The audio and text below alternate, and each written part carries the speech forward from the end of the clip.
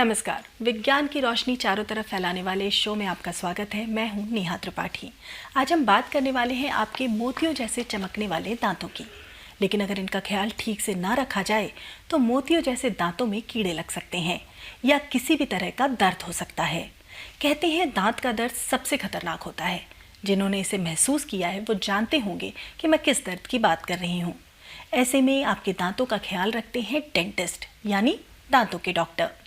अब आपके दांतों का ख्याल रखने की जिम्मेदारी आपके डेंटिस्ट के साथ साथ एआई डेंटिस्ट ने भी ले ली है। एआई यानी आर्टिफिशियल इंटेलिजेंस, जो आज स्वास्थ्य सेवा के हर क्षेत्र में आमूलचूल परिवर्तन कर रहा है। तकनीक की मदद से इलाज को और बेहतर और आसान बना रहा है। आपके दांतों के मामले में इसका रोल और भी ज़रूरी हो जाता है। दांतों का स्कैन हो, एक्सरे हो या ट्रीटमेंट, डेंटल इम्प्लांट्स लगाने हो या दांतों की सफाई करनी हो, ये एआई डेंटिस्ट हमारे और आपके डेंटिस्ट की खूब मदद करता है। इस एआई डेंटिस्ट के बारे में बात करने के लिए स्टूडियो में हमारे साथ दो खास मेहमान मौजूद हैं, जिन्होंने स्वदेशी डेंटल इम्प्लांट्स बनाने में सफलता हासिल की है। ये डेंटल इम्प्लांट्स न सिर्फ अंतर्राष्ट्रीय मानकों के अनुरूप हैं, बल्कि अंतर्राष्ट्रीय डेंटल इम्प्लांट्स के मुकाबले सस्ते भी हैं, या यूँ कहूँ कि आपके लिए अफोर्डेबल हैं। आइए हमारे मेहमानों से मिलते हैं।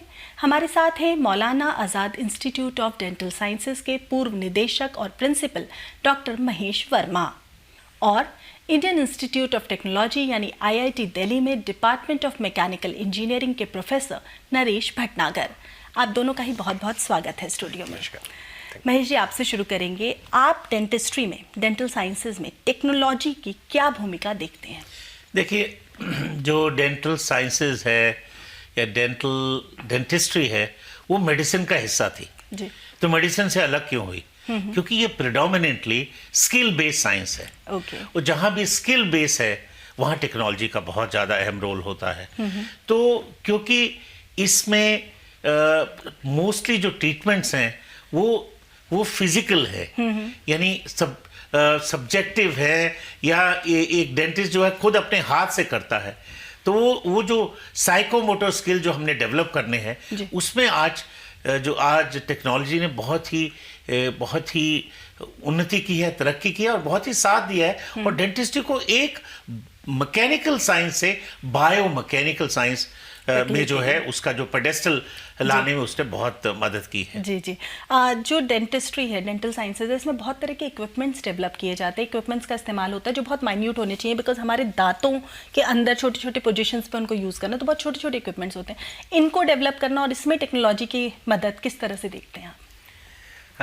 देखिए, जितने भी टूल्स जो डेंटिस्ट्री में यूज़ में आते हैं, अधिकतर वो मटेरियल ड्रिवन होते हैं कि क्या हमें करना है। फॉर एग्जांपल, अगर हमें ड्रिलिंग करना है या हमें एक रूट कैनाल में से नर्व्स को डेड करना है, तो उसके लिए एक फाइल भी होगी, तो छोटी सी फाइल होगी।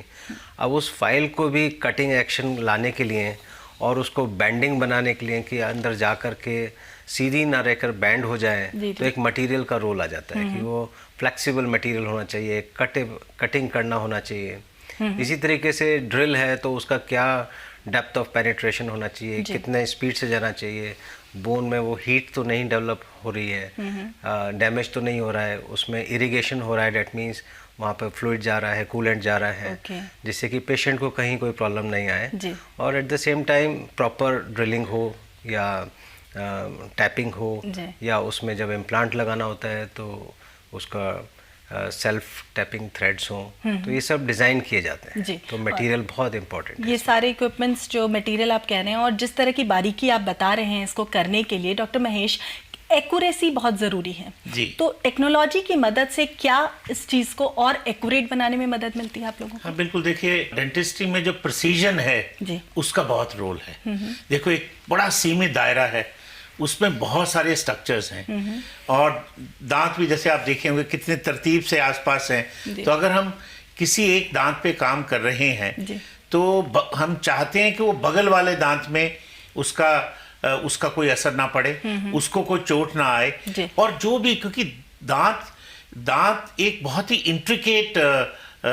इंट्रिकेट ऑर्गन है बॉडी का, और उसके अंदर, दांत के अंदर पल्प है, फिर रूट कनाल है उसमें, तो वो बहुत ही माइक्रोन लेवल एरियाज है, छोटा एरियाज है, माइक्रोस्कोपिक एरिया, उसको अगर हमने एक्सेस करना है, उस पर ट्रीट करना है, तो उसमें प्रिसीजन, जरा सा आपकी गलती हुई तो वो जो है लेने के देने पड़ सकते हैं। तो ऐसी चीज में जहां प्रिसीजन की इतनी आवश्यकता है, इतनी जरूरत है, उसमें टेक्नोलॉजी और आर्टिफिशियल इंटेलिजेंस, जिसमें मशीन जो है वो इस तरह की हो कि जो इफेक्टिव भी हो और बहुत प्रिसाइज हो, प्रिसीजन हो, और एक किस्म की प्रेडिक्टेबल हो, ताकि हमें पूरा यकीन है कि इसने जो काम करना वो काम किया और बिना किसी नुकसान के। तो ये एक पैरामीटर्स है, एक पैराडाइम शिफ्ट है, जो पहले हम खुद हाथ से करते थे, आज हम उसी चीज को टेक्नोलॉजी का सहारा लेते हैं, ताकि उसकी वजह से हम एक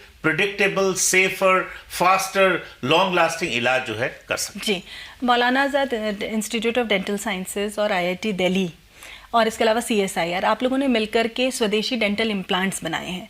ये जो स्वदेशी डेंटल इम्प्लांट्स हैं, ये किस तरह से अलग हैं? जितना मैंने पढ़ा उसमें ये है कि इंटरनेशनल स्टैंडर्ड्स के अनुरूप हैं, लेकिन उनसे सस्ते हैं। ये रिसर्च का आइडिया कैसे आया? देखिए, इसमें CSIR ने हमें अप्रोच किया था 2006-7 में। और ये नेशनली इवॉल्व प्रोजेक्ट था, मौलाना आज़ाद ने इनिशिएट किया था जी। और उसमें ये था कि CSIR की लैब, मौलाना आज़ाद और कोई इंजीनियरिंग कॉलेज, कोई भी सभी हो सकता है, वो इन्वॉल्व होकर के इसको डिज़ाइन करेंगे, बनाएंगे। है कि ये इम्प्लांट है, पहली बार हमने देखा कि एक ये मैकेनिकल स्क्रू है जी जी जी जी, जो कि एक पर्टिकुलर मटेरियल का बनता है जी जी। और इन्होंने दिखाया कि इसको हमें डिज़ाइन करना है। हमने सोचा कि चलो इसको ट्राई करते हैं, कोई बड़ी चीज़ नहीं है, जी जी। हमारे पास लेथ मशीन है, मिलिंग मशीन है, उसमें हम बना करके देखेंगे और डिज़ाइन भी करना होगा तो हम डिज़ाइन करके इसको करेंगे। जी, तो वहाँ से स्टार्ट हुआ एक स्क्रू की तरह से। तो जब इन्होंने ये हमारे को दिखाया कि ये स्क्रू 20-25 हज़ार का मिलता है, तो हमारे मुँह से एकदम से निकला कि ये तो स्क्रू है, एक मैकेनिकल स्क्रू की तरह ही बनाया हुआ है। मटेरियल अब हम स्टील में इसको बनाते हैं या यूज़ करते हैं, फास्टनर की तरह यूज़ करते हैं। अब आप ये इसको ह्यूमन बॉडी में यूज़ करने वाले हैं, मटेरियली तो एक टाइटेनियम चेंज हो रहा है, तो टाइटेनियम की कॉस्ट अलग है, बट बनाने की कॉस्ट तो ज़्यादा नहीं होनी चाहिए, बट इसमें प्रिसीशन बहुत है, तो वो हम बाद में देखेंगे। पर पहले डिज़ाइन करेंगे तो ये हमारे हिसाब से 100-200 रुपये से ज़्यादा नहीं होना चाहिए एक स्क्रू। पर उसमें खाली एक स्क्रू नहीं होता है, बहुत सारे कॉम्पोनेंट होते हैं, और जब हमने पूरा बनाया इसको तो करीब 80 से 90 कंपोनेंट्स को डिजाइन करना पड़ा। जी जी, हम इस पर आएंगे। माना जाता है कि दांतों का इलाज कराना काफ़ी महंगा सौदा होता है, खास तौर पर डेंटल इम्प्लांट्स।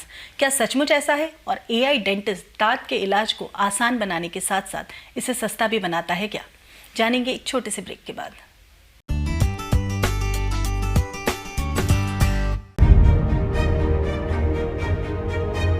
इंडिया साइंस एक इंटरनेट आधारित विज्ञान वेब चैनल है। ये चैनल भारत सरकार के विज्ञान और प्रौद्योगिकी विभाग द्वारा शुरू किया गया है, जिसका कार्यान्वयन और प्रबंधन विज्ञान प्रसार कर रहा है। इंडिया साइंस www.indiascience.in URL पर उपलब्ध है। इस द्विभाषीय चैनल की विषय वस्तु हिंदी और अंग्रेजी में उपलब्ध है। इस चैनल को इंटरनेट की सुविधा वाले किसी भी उपकरण पर देखा जा सकता है। ये वीडियो प्लेटफॉर्म विज्ञान और प्रौद्योगिकी के ज्ञान के प्रसार हेतु समर्पित है। विशेषकर भारतीय दृष्टिकोण, लोकाचार और सांस्कृतिक संदर्भ में वैज्ञानिक जागरूकता फैलाने के लिए दृढ़ प्रतिबद्ध है। ये पहल विज्ञान और प्रौद्योगिकी विभाग द्वारा समर्थित है। इंडिया साइंस मोबाइल ऐप्स को गूगल प्ले स्टोर और एप्पल स्टोर से डाउनलोड किया जा सकता है।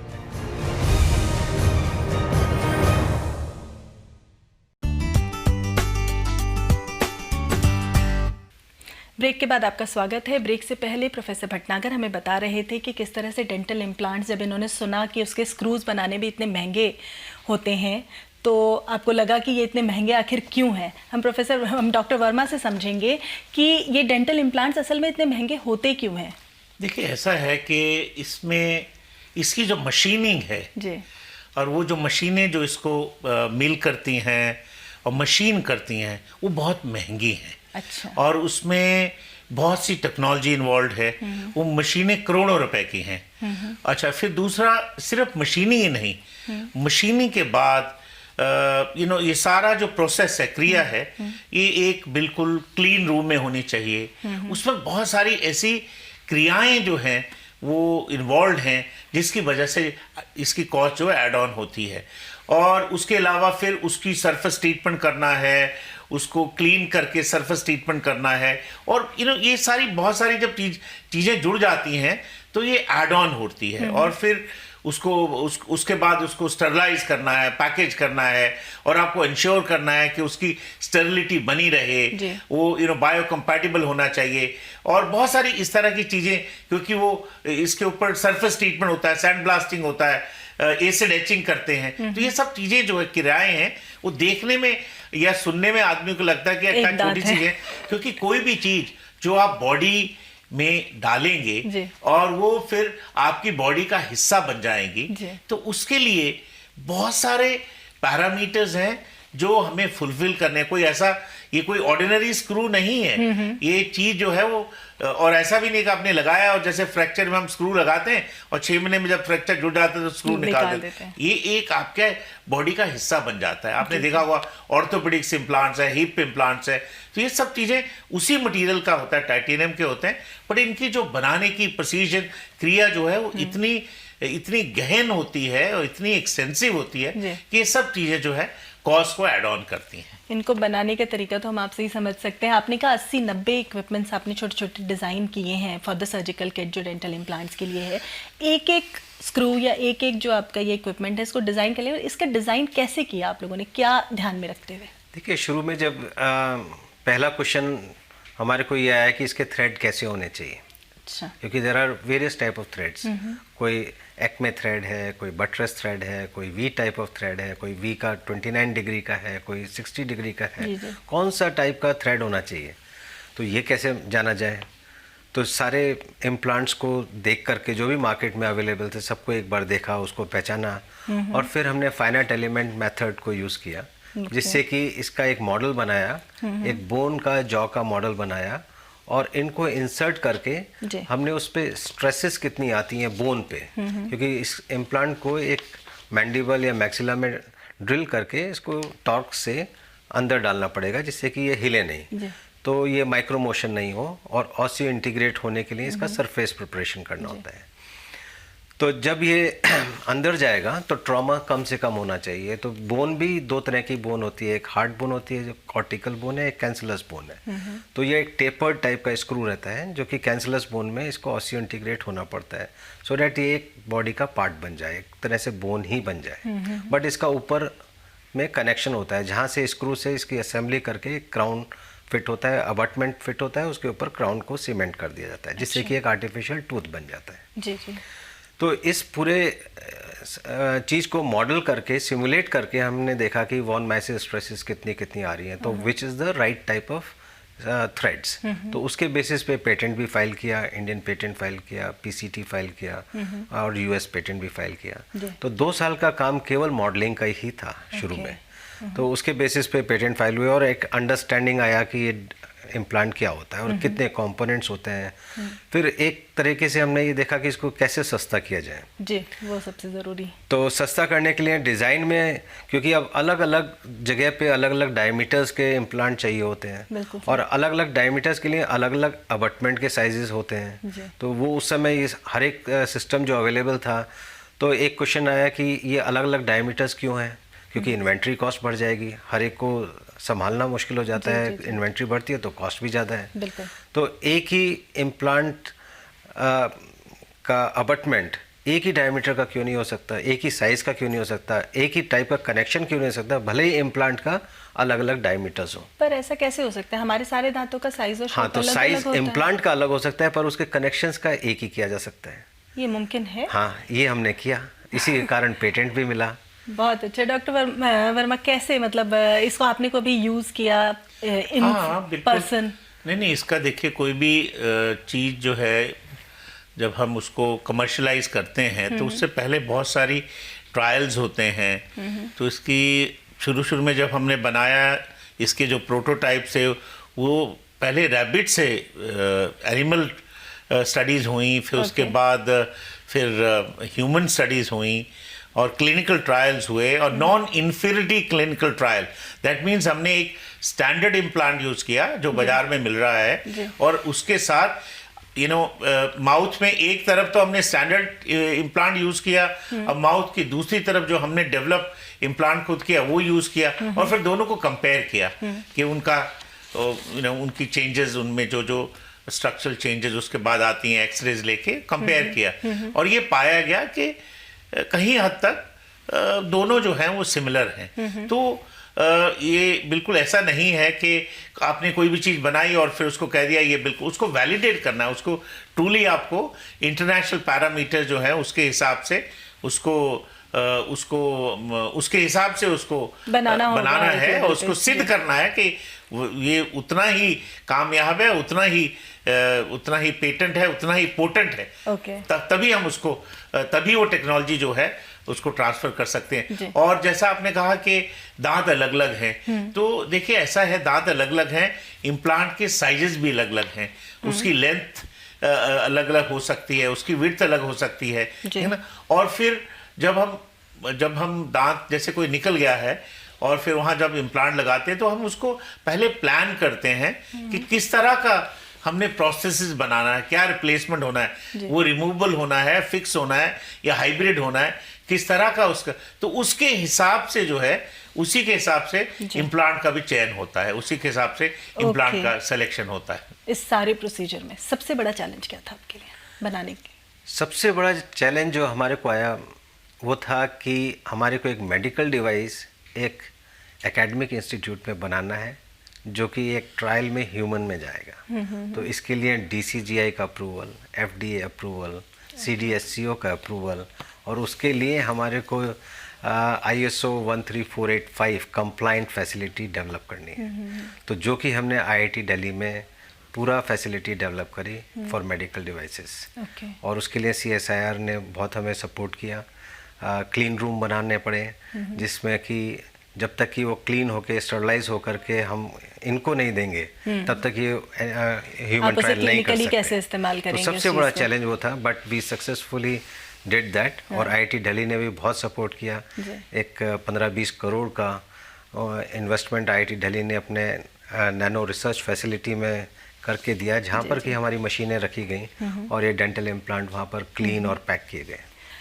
एक छोटे से ब्रेक का वक्त हो रहा है। सारे चैलेंजेस ओवरकम करके हमने ये डेंटल इम्प्लांट्स बना लिए। टेक्नोलॉजी की मदद से बहुत सारे नई चीज़ें और डेवलप हो रही हैं डेंटिस्ट्री में। इन सब के बारे में बात करेंगे एक छोटे से ब्रेक के बाद।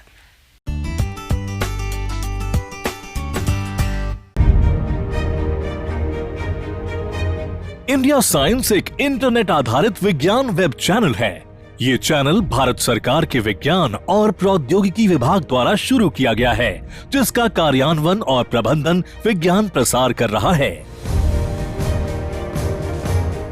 इंडिया साइंस www.indiascience.in URL पर उपलब्ध है।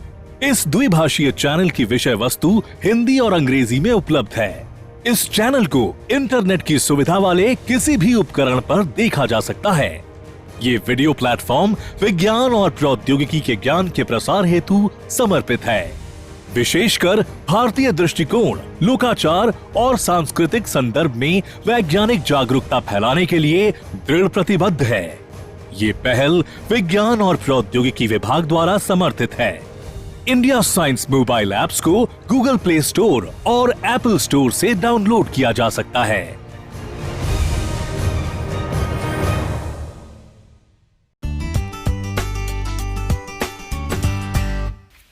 ब्रेक के बाद आपका स्वागत है। हम बात कर रहे हैं डेंटिस्ट्री में जिस तरह के नए डेवलपमेंट्स हो रहे हैं उसको लेकर के।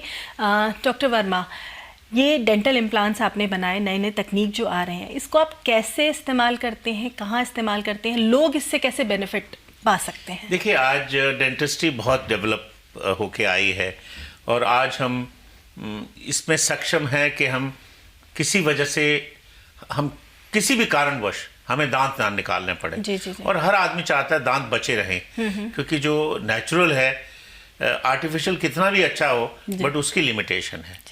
तो और कहीं हद तक हम देख रहे हैं कि आज बहुत कम दांत निकाले जा रहे हैं। मैं देखो आपको अपने एक्सपीरियंस से बताता हूं कि हमारे अस्पताल में कुछ साल पहले तक रोज हम 150-200 दांत निकालते थे।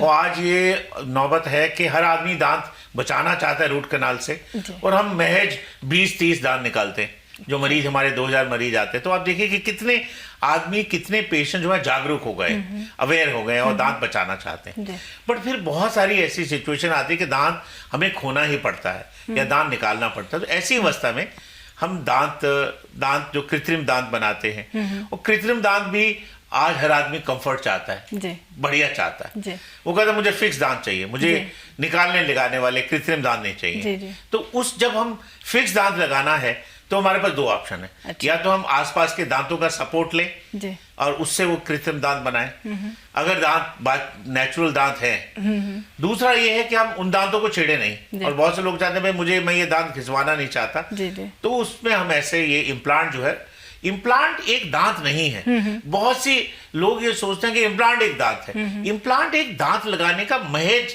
एक जरिया है, एक महज तरीका।